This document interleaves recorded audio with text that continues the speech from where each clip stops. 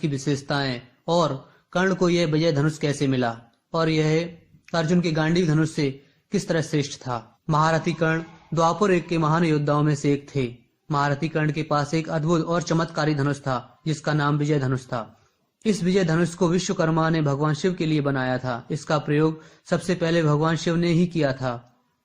इस धनुष के कारण कर्ण को अजय माना जाता था। इस विजय धनुष के बारे में भगवान श्री कृष्ण ने कहा था, जब कर्ण के हाथ में विजय धनुष हो तो ईश्वर के अतिरिक्त कर्ण को कोई भी योद्धा हरा नहीं सकता। कर्ण के विजय धनुष में बहुत सी ऐसी खूबियां थीं जो अर्जुन के गांडीव धनुष में नहीं थी।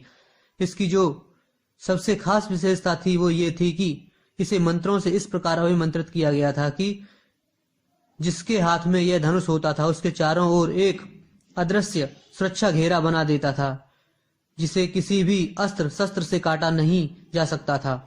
इसकी यही खूबी इसको जो धारण करता था उसे अजय बना देती थी। बाण की शक्ति उसकी मूल शक्ति से कई गुना बढ़ जाती थी।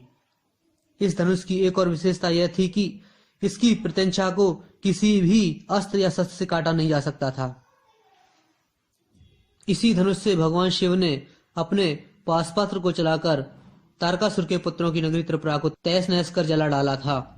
भगवान शिव ने फिर यह धनुष देवराज इंद्र को दे दिया। फिर देवराज इंद्र ने इस विजय धनुष से कई बार असुरों का विनाश किया। असुर देवराज के इस विजय धनुष से इस कदर भयभीत थे कि उन्होंने पाताल में जाकर शरण ली। भगवान शिव ने इंद्र से यह विजय धनुष भगवान परशुराम को दिलाया था। अब हम जानेंगे कर्ण को विजय धनुष कैसे मिला।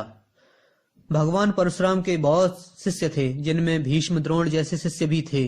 फिर भी उन्होंने इनको विजय धनुष क्यों नहीं दिया?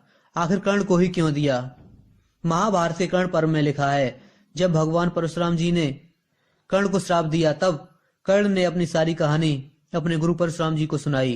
तब भगवान परशुराम जी ने अपने श्राप को कम करने के लिए अपना विजय